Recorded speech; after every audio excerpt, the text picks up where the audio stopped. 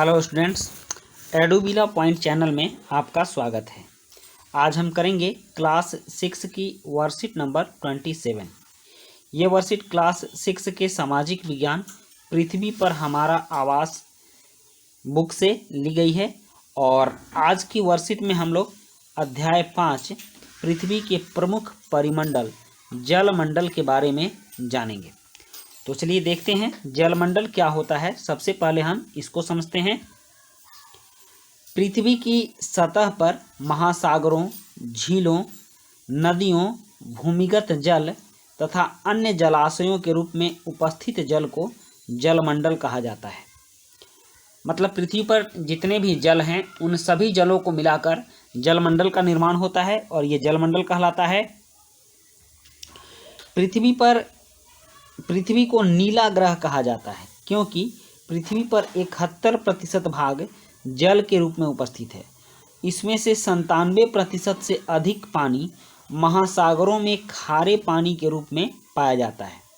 ये जो आप देख रहे हैं एक ग्राफ है और इस ग्राफ में आप देख रहे हैं कि नीला वाला जो भाग है यह महासागर के जल को दिखा रहा है, जिसमें कि 97.5% भाग यह है। मतलब पृथ्वी पर जितना भी जल है उन सारे जलों में 97.5% जल महासागरों में है और यह महासागर खारे पानी से बने हैं।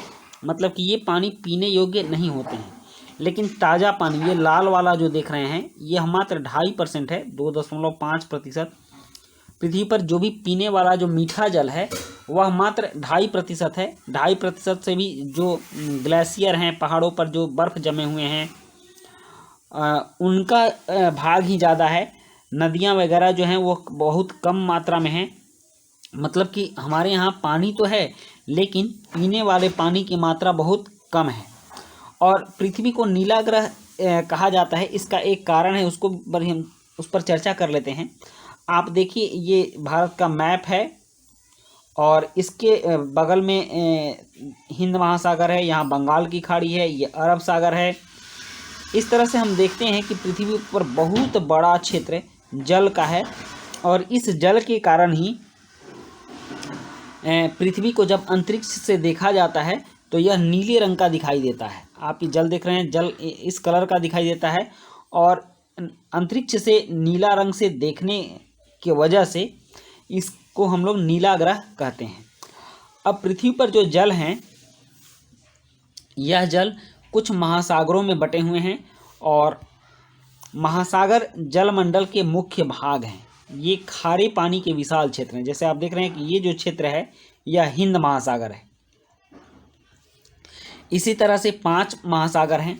महासागरीय जल हमेशा गतिशील रहता है।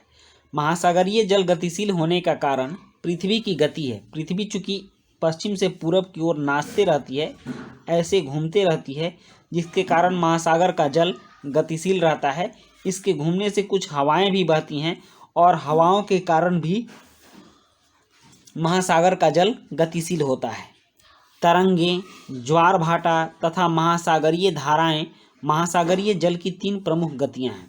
इसमें तरंगें उठती हैं और ज्वार भाटा बड़े बड़े तरंगें भी उठती हैं और महासागरीय धाराएं भी चलती हैं। तो ये 3 स्थितियां हैं जो कि महासागरीय जल को गतिशील बनाए रखता है: तरंगें, ज्वार भाटा तथा महासागरीय धाराएं। 5 प्रमुख महासागर हैं, आप इनको समझ लीजिए: प्रशांत महासागर, अटलांटिक महासागर, हिंद महासागर, दक्षिणी महासागर तथा आर्कटिक महासागर। पृथ्वी पर 5 प्रमुख महासागर हैं। कौन कौन? प्रशांत महासागर, अटलांटिक महासागर, हिंद महासागर, दक्षिणी महासागर तथा आर्कटिक महासागर। चलिए चित्र के माध्यम से समझते हैं कि ये महासागर कहाँ से कहाँ हैं और किन किन महासागरों को हम कौन सा नाम देते हैं। यह महासागर के चित्र हैं। आप इस चित्र को ध्यान से देखिए और आपकी वर्कशीट में जो नाम आए हैं उन नामों को ढूंढिए कि वो नाम इस चित्र में कहाँ दिखाई दे रहे हैं। सबसे पहले आप देखिए, यह है प्रशांत महासागर। ठीक, प्रशांत महासागर पृथ्वी गोल है और इसको हम लोग एक चपटे सतह पर दिख रहे हैं, इसीलिए यह दाहिनी ओर भी पूरब साइड भी है और पश्चिम साइड भी है। जब इसको गोल घुमाकर मोड़िएगा, इस क्षेत्र को इस क्षेत्र से जब जोड़िएगा तो यह एक हो जाएगा और यह प्रशांत महासागर हो जाएगा।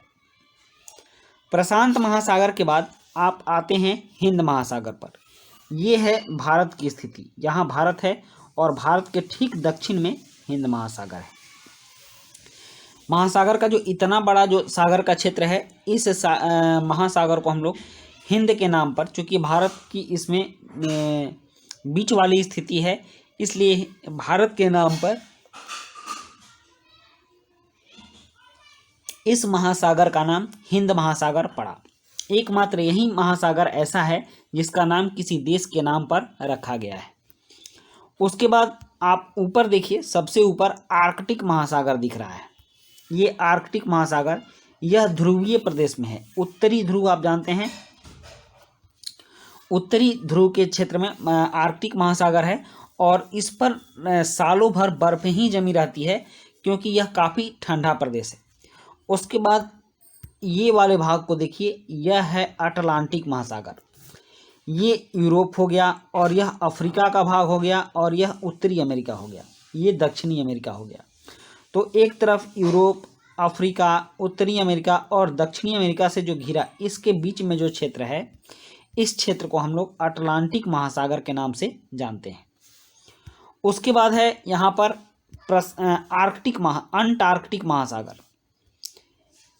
ये वाला भाग, इसके नीचे वाला भाग, ये जो है ये अंटार्कटिक महासागर कहलाता है और यह दक्षिणी ध्रुव के पास है और यह भी ठंडा प्रदेश है। यहाँ काफ़ी ठंड पड़ती है, जिसके कारण इस महासागर का भी बहुत सारा भाग सालों भर बर्फ से ढका रहता है और यहाँ कोई मानवों का आना जाना नहीं होता है। कुछ देशों के शोधशालाएँ यहाँ पर हैं, जैसे भारत की शोधशाला मैत्री, भारती, दक्षिण गंगोत्री नाम से 3 शोधशालाएँ यहाँ पर स्थापित की गई हैं और यहाँ पर वैज्ञानिक रहकर शोध का कार्य करते हैं। यहाँ कोई मानवों का जनजीवन नहीं है, क्योंकि ठंड इतनी ज़्यादा है कि यहाँ कोई भी मानव सर्वाइव नहीं कर पाएगा। तो इस तरह से हमने सारे महासागरों को जान लिया, प्रशांत महासागर, आर्कटिक महासागर, अटलांटिक महासागर, हिंद महासागर और अंटार्कटिक महासागर या दक्षिणी महासागर। अब आप समझ गए होंगे कि पृथ्वी पर महासागर कहाँ कहाँ हैं। चलिए अब वर्कशीट पर चलते हैं।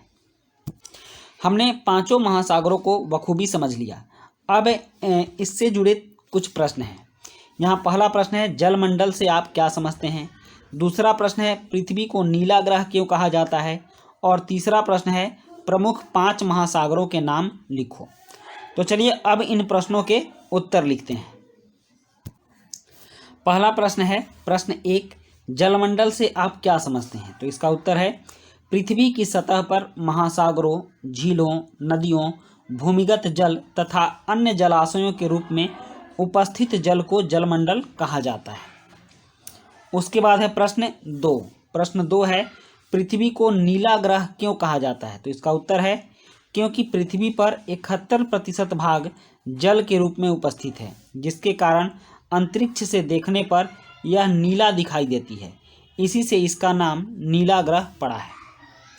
उसके बाद प्रश्न 3 है, 5 प्रमुख महासागरों के नाम लिखो। तो इसका उत्तर है, 5 प्रमुख महासागरों के नाम निम्नलिखित हैं, प्रशांत महासागर, अटलांटिक महासागर, हिंद महासागर, दक्षिणी महासागर जिसको हम लोग अंटार्कटिका महासागर के नाम से भी जानते हैं, अंटार्कटिका, और 5वां है आर्कटिक महासागर जो पृथ्वी के ऊपरी भाग में, उत्तरी भाग में था।